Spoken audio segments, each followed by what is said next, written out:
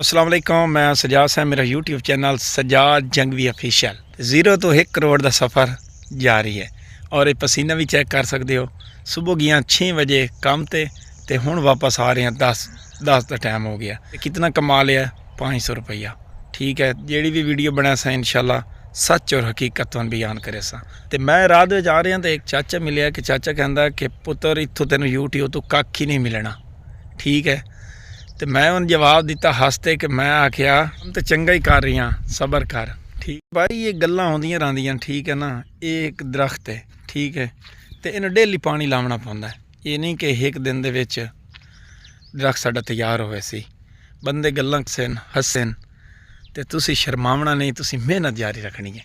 बाकी जेड़े मेरे चैनल ते नवे आ रहे हो दोस्त, वो सब्सक्राइब कर लो, तो जेड़े पहले वाले दोस्त हैं वो कमेंट कर लो, तो हौसला बुलंद रखना। इंशाल्लाह अल्लाह ताला कामयाब करे सी। लव यू हो गया। अल्लाह हाफिज़।